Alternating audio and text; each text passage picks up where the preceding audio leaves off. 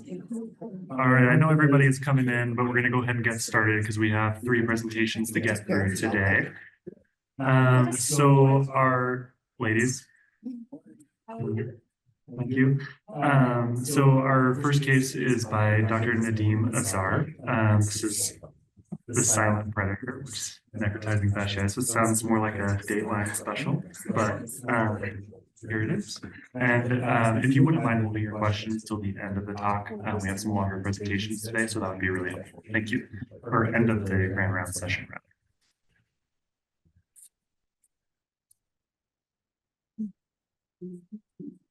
Good morning, everyone. Thank you, Jordan, for the wonderful presentation, introduction. I'm Nadim, I'm one of the people I do here, and today I'll be talking about necrotizing fasciitis, or as I like to call it, the silent predator. No financial disclosures to report. So I have a pretty long presentation. I'm going to start with a couple of cases, try to be brief about them, and then talk a little more about necrotizing fasciitis as a whole. The first case is a 56-year-old man presenting with periorbital swelling, upper lid skin changes, came in with a 1-month history of blunt trauma to the right side of the face. Initially went to an outside hospital, had swelling, proptosis, a small hematoma, and then came in with worsening swelling, pain, and redness. Came to an ophthalmology clinic, but was thought to have orbital cellulitis and was referred to the ED for imaging. Relevant history, he was diabetic, limited access to transportation and housing. On exam, initially, vision was 20/70. He had periorbital swelling, patchy erythema with a large black scar that was involving the upper eyelid and some mucopurulent discharge around it. Dilated exam with some findings of diabetic and hypertensive retinopathy. That was how he presented initially when we saw him. So with high suspicion for necrotizing fasciitis with the necrosis, we ended up undergoing urgent surgical debridement the same night. Ended up getting blood cultures, tissue specimens sent for cultures. He was admitted to medicine, started on broad spectrum antibiotics, also started on hypochlorous acid and bacitracin ointment, and we'll talk a little bit more about these later. His cultures were positive for MSSA, so he was switched to cefazolin, and obviously ID was involved in the care as well. 3 days later, his visual acuity worsened.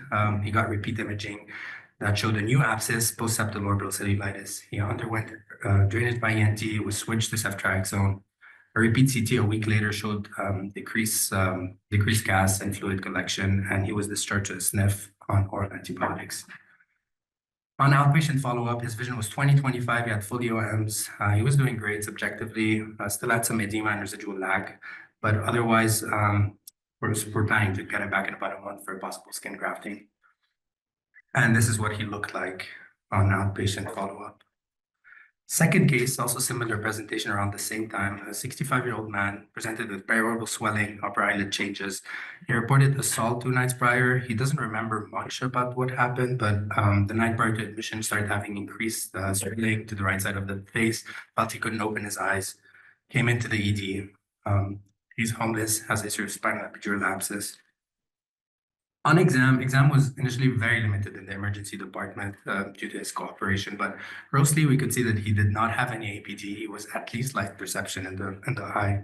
His pressures were around mid-30s with a lot of squeezing, but otherwise exam was really limited by the patient discomfort and cooperation.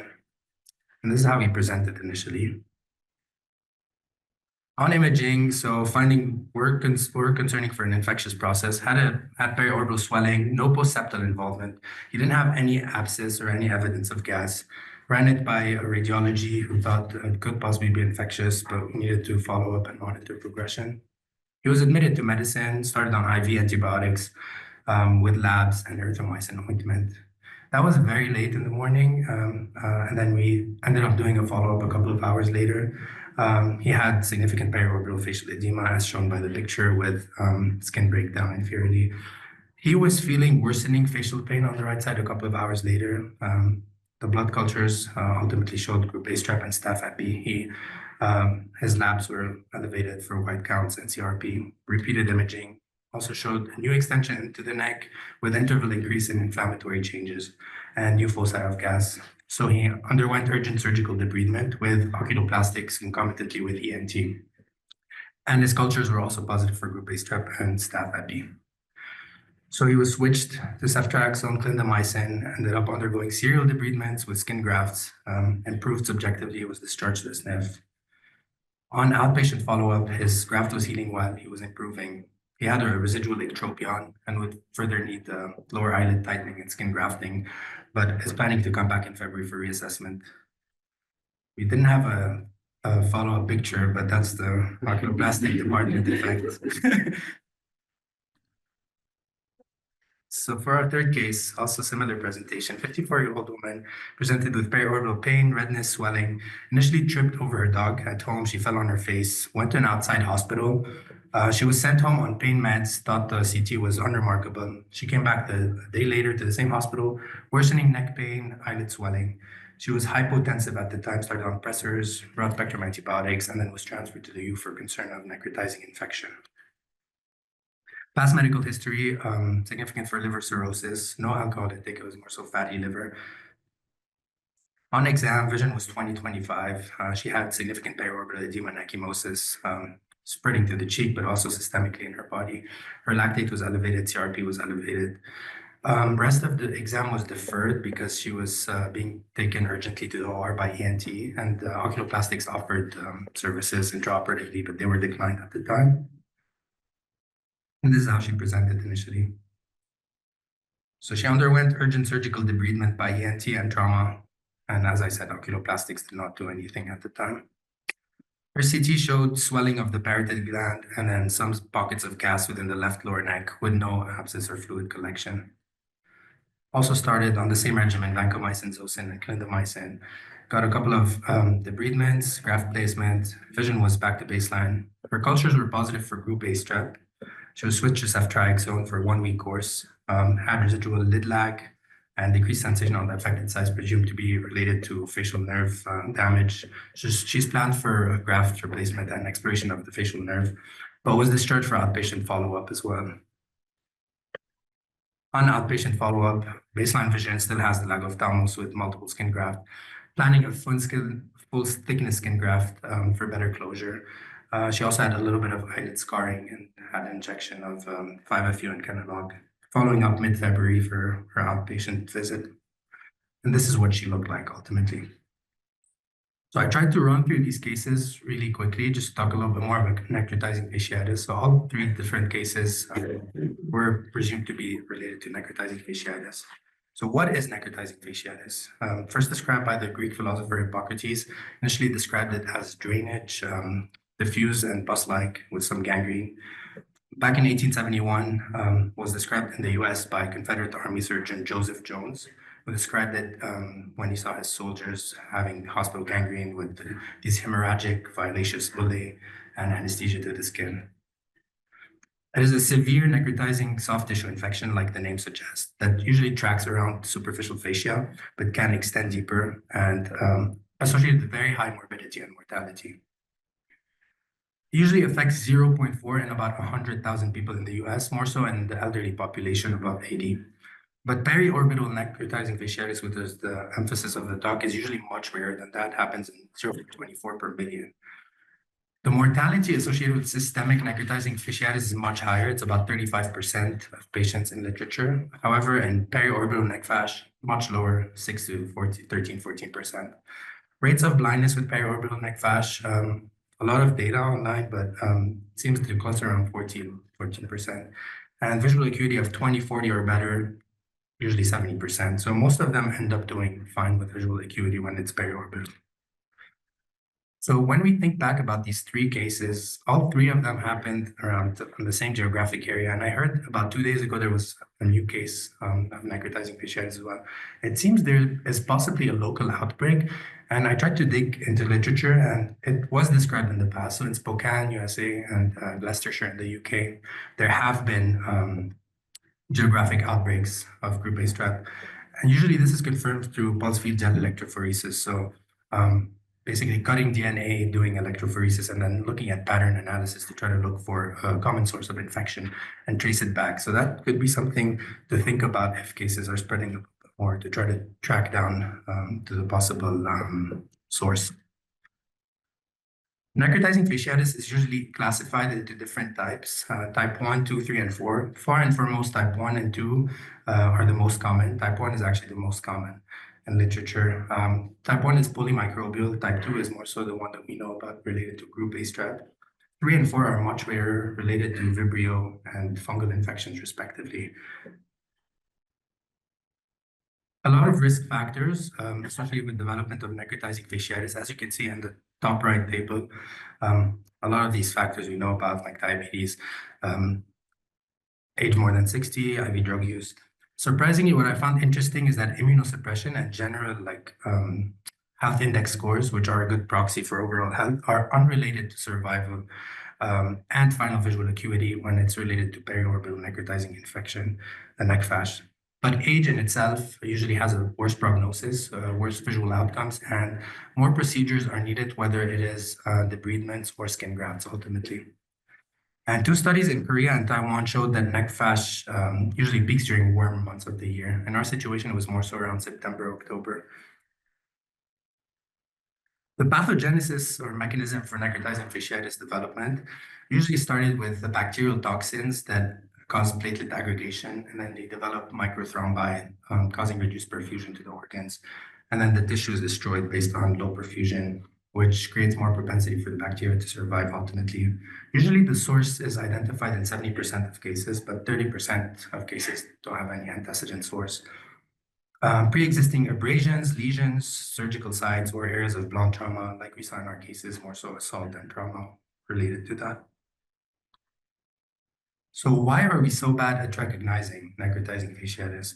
First of all, there's a very high variability in presentation. So just like we saw in our cases, they present it very differently at different stages. So it depends when you see it, if you see it early on, after progression, and it requires a very high clinical suspicion. So we need set criteria to try to help us think through and try to diagnose necrotizing fasciitis.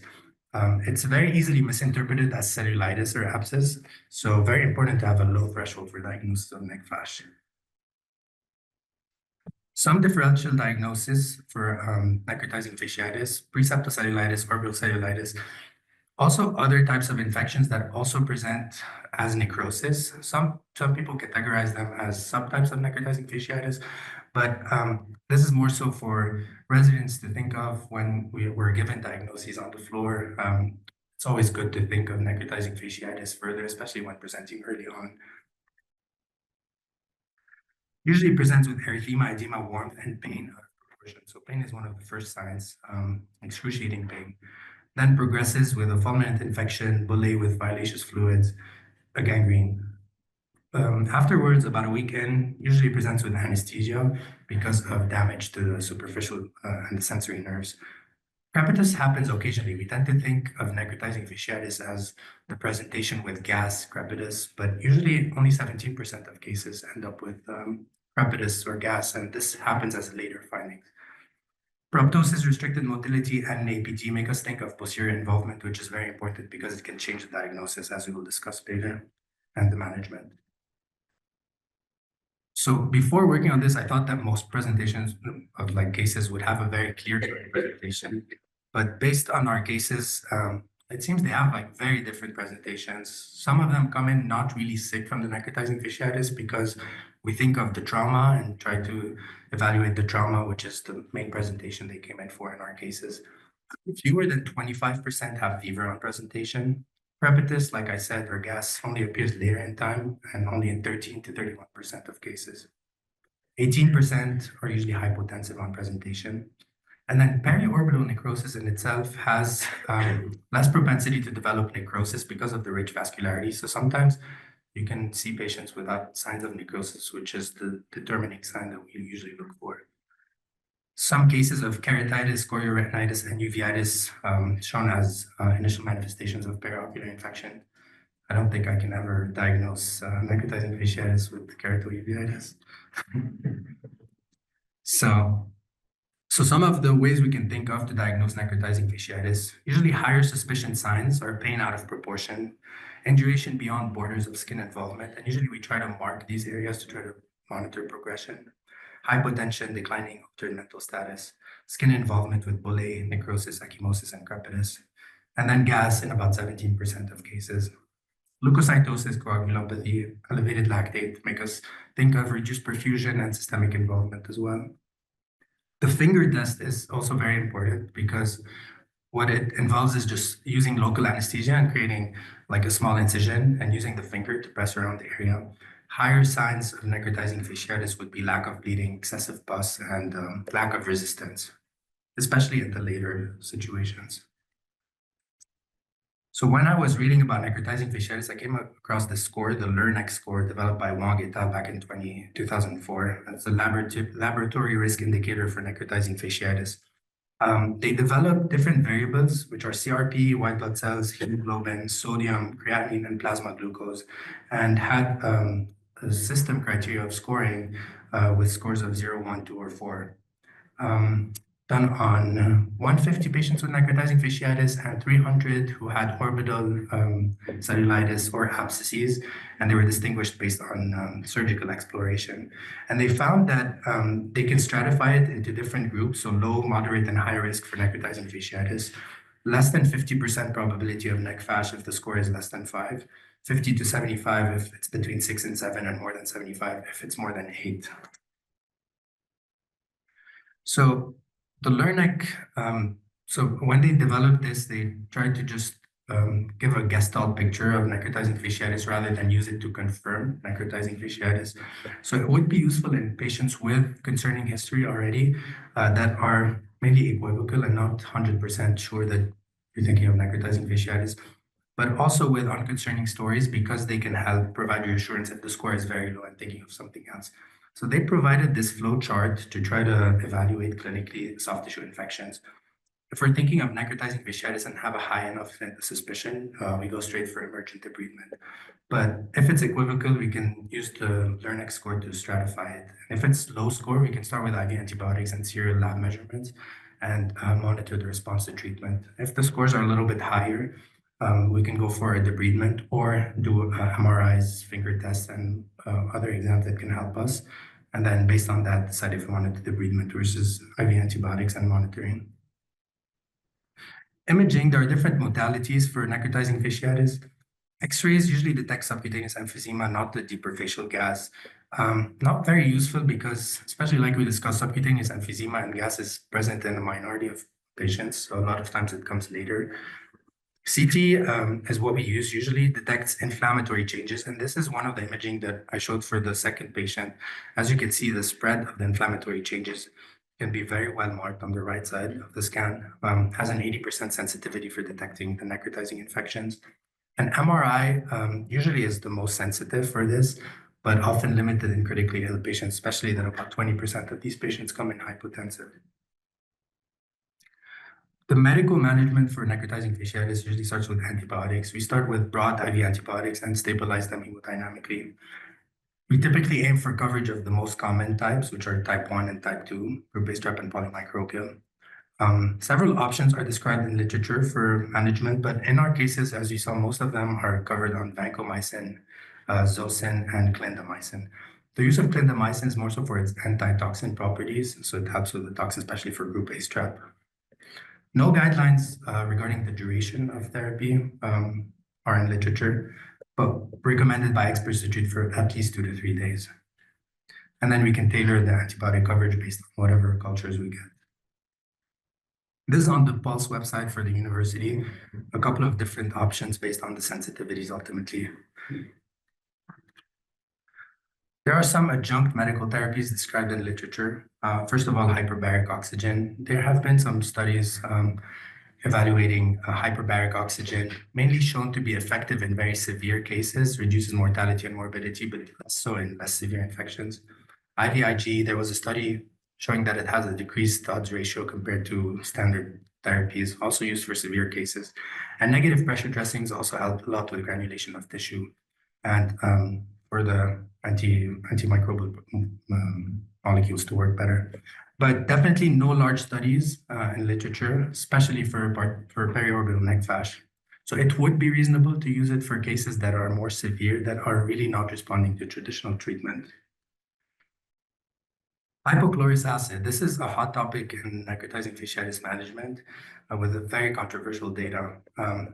Usually our neutrophils have chemicals in them. They secrete hydrogen peroxide that get transformed into hypochlorous acid and helps eradicating bacteria. But bacteria have mechanisms to avoid the hypochlorous acid. So we need to help our native defense system fight these bacteria when this happens. Dr. John Crew discussed a dilute form of hypochlorous acid that he named Neutrophase. It's basically dilute bleach, and it's 100 times more potent for necrotizing infections, but also very safe to use in the eyes. To a point where there was a case of a patient in Vanderbilt on standard therapy that was really not improving at all, hypotensive, getting much worse.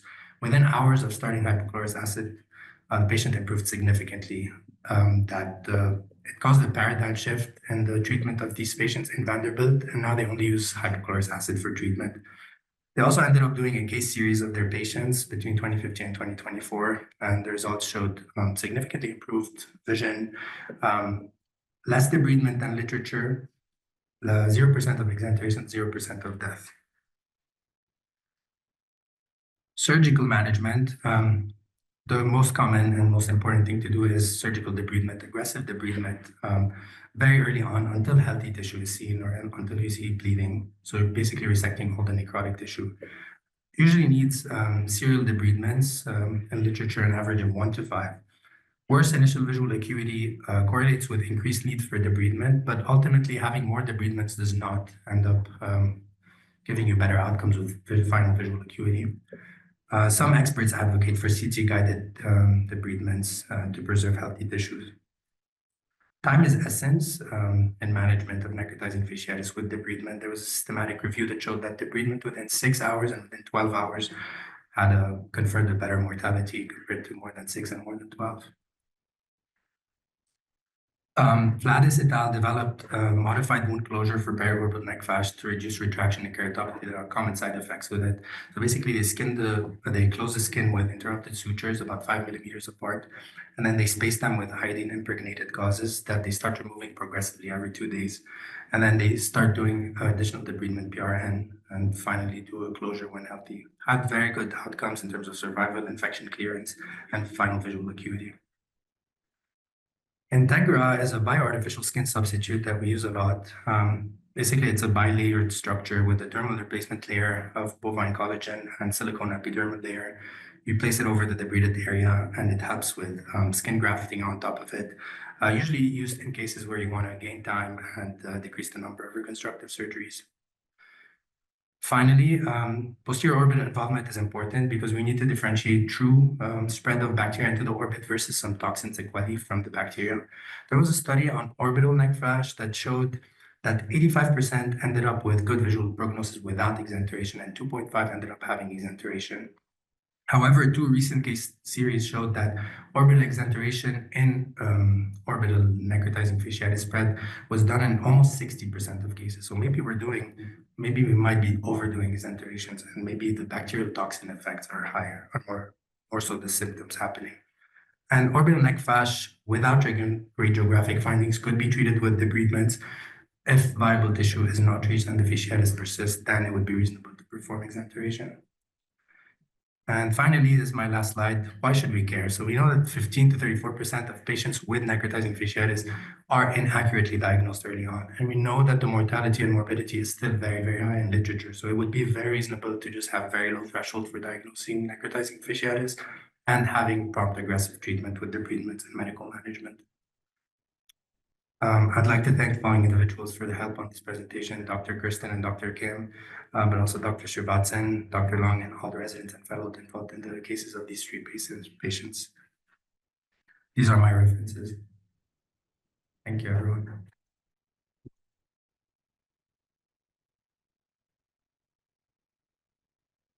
Awesome. Thank you for that great case. I think if you guys don't mind, just because we need to get through the presentations, we can ask questions at the end. Our next presenter is Chase Paulson. One thing I really appreciate about Chase is that he's essentially developed his own language. And as a chief, this can be difficult at times. So like, for example, if a cornea is munch, that's probably like bacterial versus fungal keratitis.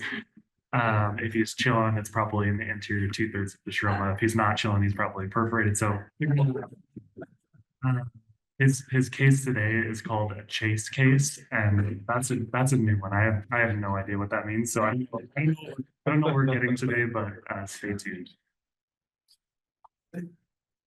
I just love calling my chiefs at 3 a.m. with obsolete language that they don't understand. But yeah, well done, Nadim. That was a great presentation. It's truly an honor to get to speak with all of you today. I think, I'm always impressed with the witty topics people or kind of titles people have for their presentations, and was talking to a couple all-star plastics people, Dr. Kim and Hayden Bosch, who gave me a great recommendation on what I should title my case. So hopefully it lives up to it. So I think it's always kind of a good plug. Love the conversation we had about the book club earlier in the year.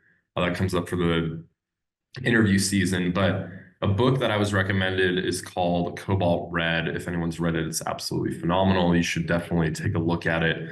But in the light of this extremely technologically advanced age of electric vehicles, our chargeable phones, computers, tablets, what have you, I think it's kind of important to understand where things come from in the supply chain and understanding who are the people that actually power the things that we use day in and day out. And this is a beautiful yet kind of harrowing book about the experiences of the people in the Democratic Congo, the Republic of the Congo, and what their lives look like in order to give us what we have every single day. And so I think it's kind of an important thing to consider.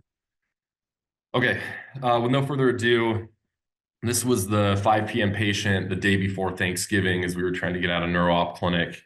He's a 63-year-old male referred to clinic for concern of herpes zoster. His story starts back he was spending some time over in Taiwan early September when he had this progressive left upper lid scratchiness, started developing some pain and itchiness, went to the ER there locally in Taiwan, didn't find anything on an MRI, diagnosed him with a cluster headache, sent him home. Over the subsequent week, he developed this rash with a V1 distribution, returned to the hospital, that was diagnosed with herpes zoster ophthalmicus, and then understandably was started on IV antivirals. We don't know if he was treated with steroids. We were unable to get those records.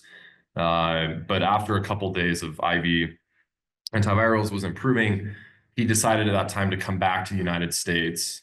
So this, all this started in the beginning of September. This was kind of later September, early October. And then was sent home on a couple of weeks of antivirals, was on IOP lowering drops.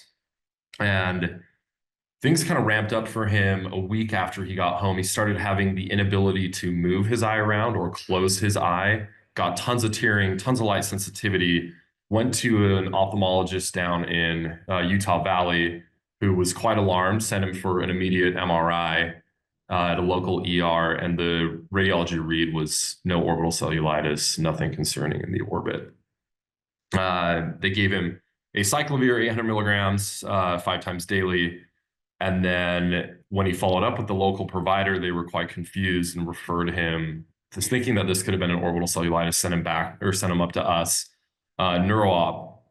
So he's using artificial tears, some steroid drops, and ofloxacin. And importantly for his history, he did not receive either the shingles, the Shingrix vaccines. His A1C was about 10 when he initially presented in September, and then it was 8 when he came to us in clinic. And on initial exam, he was 20/20. He was 20/70 in the left. He had quite a prominent APD. You can appreciate the proptosis. His Hertel was 30, or sorry, it was not 30. There was a 4 millimeter difference between the right and the left orbits. And he was pretty much frozen. I think he was -3 on a deduction, otherwise was -4. He had +1 AC cell and an anesthetic cornea. Otherwise, fundus exam was normal. I'm going to try and we'll see if I did this correctly. Okay, so here we're going to see a coronal T1 fat sat with gadolinium. This is what the scan was done at that MRI in Provo, and I'm going to replay it again so you can appreciate this nice difference between the right and the left. When we reviewed this, we thought, how on earth could someone have almost a frozen globe and then a normal MRI reading? You can appreciate that nice left perineuritis and some thickening in the icroaquinal muscles in the left orbit. So our assessment was a 63-year-old male, history of diabetes, came into clinic for herpes zoster with anterior uveitis, multiple cranial neuropathies, fitting in orbital apex syndrome, and then perineuritis and myositis. One of the big pearls of this case is if the clinical picture is not matching the radiographic findings, it's definitely worthwhile contacting the radiologist and kind of rediscussing this, which we did. Definitely agreed that there was perineuritis and myositis. And then we subsequently called neurology, got him admitted for antivirals and steroids. And then due to his history of diabetes, we thought it was kind of pertinent to do this inpatient so we could get his glucose under control. Okay, and then I'll play these as we're going through. We're going to have axial and coronal T1 post, and you can appreciate that he now is having. So these were the initial scans that were done when he was admitted. Had worsening perineuritis, and then quite a bit more crowding at the orbital apex. But there. Oh yeah, we don't need to go through their specific read, but anyways, hospital course, IV acyclovir was started on broad antibiotics. Once the CSF analysis came back that it wasn't a bacterial process, those were stopped. He was given IV methylpred for 3 days, then a 21-day course of acyclovir, and MRV showed no dural venous sinus thrombosis, nothing including the cavernous sinus. And then for CSF, he had a positive VZV IgG, and then he had a pleocytosis.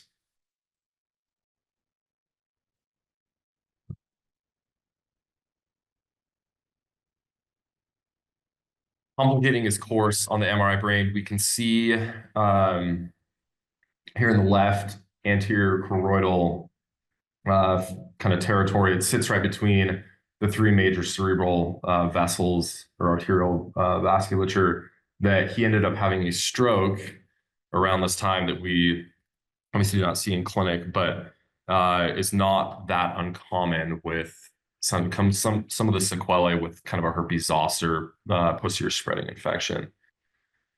Importantly to note also, he did have on that same scan, they did vessel wall enhancement, which showed some enhancement of the left supraclinoid internal carotid artery and the left ophthalmic vein, kind of piggybacking off that prior slide. So he had that new focal subacute infarct on the left anterior choroidal territory that is fed by the supraclinoid. You can see up in the top left, that last kind of most superior section, or C4, which is consistent with a vasculitic provoked stroke on this patient. So he was subsequently started on low-dose aspirin and a high-intensity statin.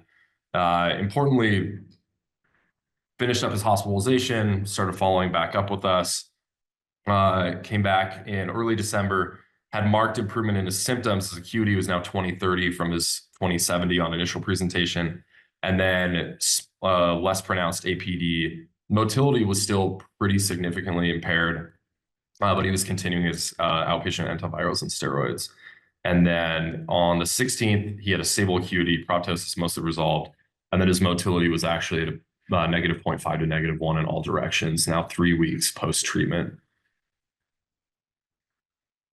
So here's another follow-up, mostly highlighting blood sugars are still kind of difficult to control, was following with internal medicine, and now his motility, which was kind of his last symptom to come through, is really doing much, much better. So hard not to talk about some of the anatomy with orbital apex syndrome. For the BCSC, we have this beautiful demonstration with some of the nerves coming out a little bit like supranasal of the annulus of Zinn, and then kind of highlighting that there's a lot going on in the back of the orbit, kind of some important structures. Unfortunately for him, he did have this posterior spread of this infection, but most notably, taking note of the nerves, the muscles, everything kind of getting very crowded. There's not a lot of excess space for infection, inflammation, blood clots, anything to kind of wreak havoc back there. And then in terms of etiology, when working this up, inpatient or in the clinic. Definitely kind of the biggest broad categories of importance would be infectious, whether viral, bacterial, fungal, trauma, any sort of neoplasm, inflammatory, or iatrogenic. This kind of bread and butter of orbital apex presentation is this facial ocular pain, double vision, thinking of someone's immunocompromised status, if they've had any sort of malignancy, what's their diabetes status like, and then on our exam, ophthalmoplegia, ptosis, proptosis, any sort of vision loss, hypoesthesia of the fifth cranial nerve, and RAPD and choroidal folds. And then any sort of chemosis for conjunctival injection. Given obviously pertinent history, important exam like this, your clinical suspicion should be very high for some sort of orbital apex process. And notably too, three major structures kind of the back of the eye: the orbital apex, superior ophthalmic fissure, and then the cavernous sinus. In a textbook, it's nice to think that these are discrete entities. Clinical practice, it seems like, and also with this case, these structures are actually quite close in proximity, and there can be a lot of overlap or bleeding between them. But the most notable thing to kind of point out is that the orbital apex syndrome is the only one of these that should involve the optic nerve, decreased vision, visual field defects, colored vision, RAPD. Otherwise, superior orbital fissure, quite similarly. And then something important about the cavernous sinus is you could have a Horner's type presentation, as some of the sympathetics run through there with the ICA of note. And then other thing to say is if there's ever multiple cranial neuropathies, please image these patients. This is not going to be an ischemic thing that might cause a single microvascular cranial nerve. This is probably something more central and more ominous for this patient. So I did virology as my undergrad. I do love viruses. I think they're pretty fascinating. So I thought I would put in a plug for varicella zoster. It's an alves herpes virus. It's kind of like the classic hexagonal virus capsid. These viruses are amazing. They kind of beat us at every turn, but the basic is varicella is chickenpox, zoster, we can get shingles. They usually enter through the respiratory pathway. They get viremia, and then it will just set up shop in the dorsal root ganglion. And then, not surprisingly, as people age, their immunosuppression or their immune status can wane, or someone with diabetes or some sort of cancer, they're going to definitely have a change in their immune milieu, and we can start to see some sort of reactivation of these viruses. You can see all sorts of badness in that bottom right, meningoencephalitis and all sorts of things. Hopefully we never see, but can be quite problematic. So as ophthalmologists, we obviously care a lot about the manifestations. There's pretty much herpes zoster can do whatever it wants. It makes us feel a lot better when we see the rash and then a concordant visual symptom or visual change. But we typically can see some sort of epithelial stromal or neurotrophic keratitis. Here's some nice pseudodendrites. These can lead to corneal scarring, hopefully not the visual axis. Also highlighting you can get a keratouveitis. Here was some nice KPs. ARN probably something hopefully none of us will see with these patients, but obviously a feared complication when we dilate everyone with these presentations. And then you can see in the left, there's a little bit of optic nerve head swelling, not uncommon to get optic neuritis in these types of patients. And then this is a beautiful picture of the crowding of the orbital apex, and seeing that there really is almost no give in that region. It can cause really bad symptoms for these patients. And then on the right, you can also see a little bit of that perineuritis. So getting into some of the literature, actually not as, I'm sure it's happening more commonly than is what reported in the literature, and there might be some barrier to getting things published, but I was only able to appreciate 21 cases pretty much in the last 30 years that have been documented. And importantly, three of those cases still had progression from VZV to orbital apex after the presentation. So someone will present with the rash, have this, they'll be treated, and then they'll still progress to orbital apex, which kind of begs the question of, is this just post-inflammatory, some sort of sequelae? Or is there endothelial infiltration? Is there something going on that the virus has just kind of progressed too quickly for the treatment to really catch up to?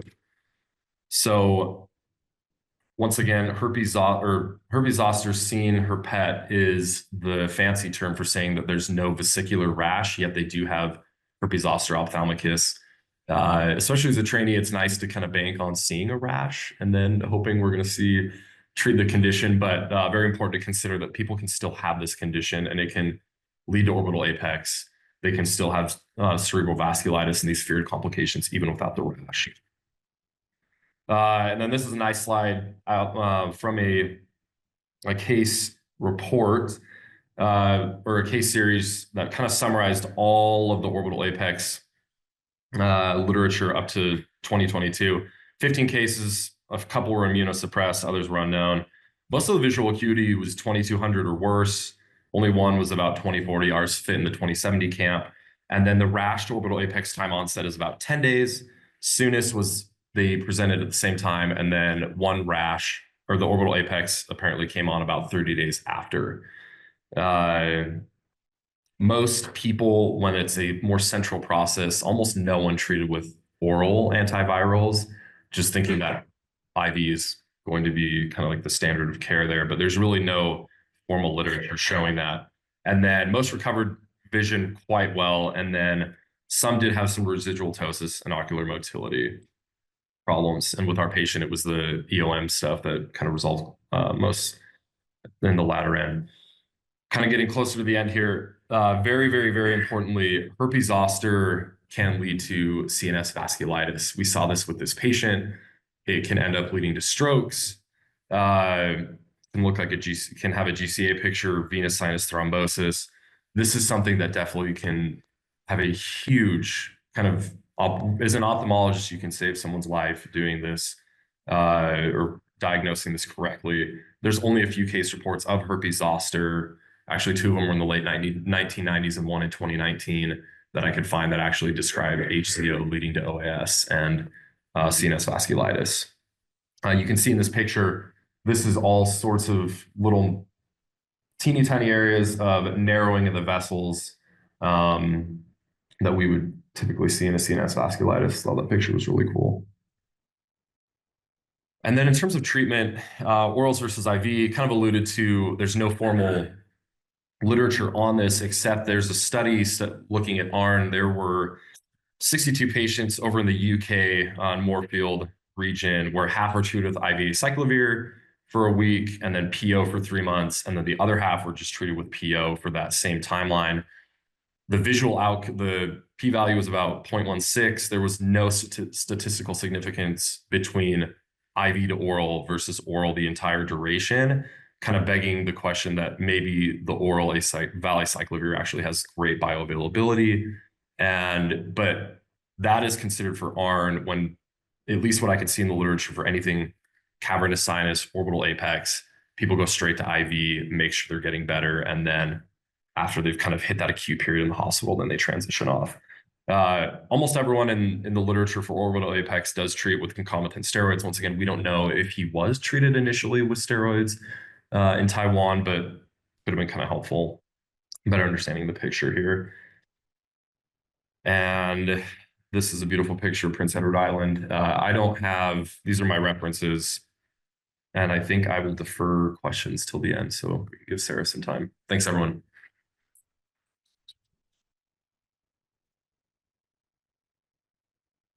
Thank you, Chase. Our next presenter is Dr. Sara Moss, joining us from neurology. I just met Sara this morning, so all I know about her is that she is a Warriors fan, playing tonight. Go Warriors. And just that we really appreciate all the crosstalk with our neurology colleagues, and the knowledge exchange is just really wonderful for all of us. So thank you for being here. And she's going to be talking about congenital optic nerve anomalies.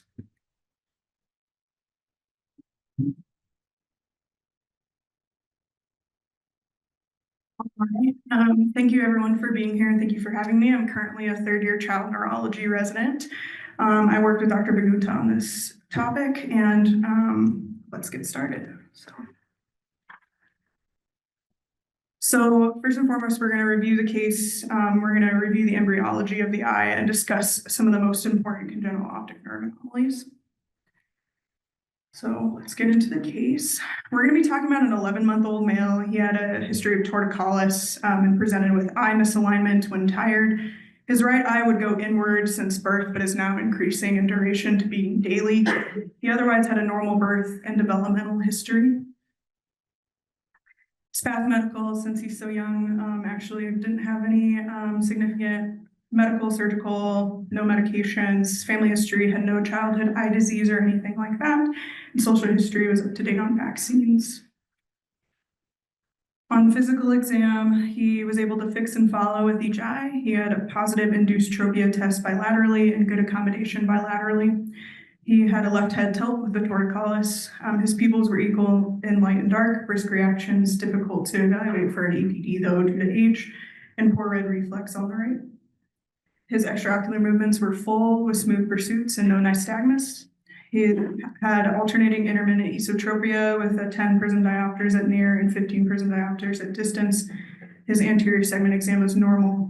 And when moving on to his dilated fundus exam, the photo was a little bit blurry, so this is a representative photo, but we did note that the optic nerve on the right looked large and funneled.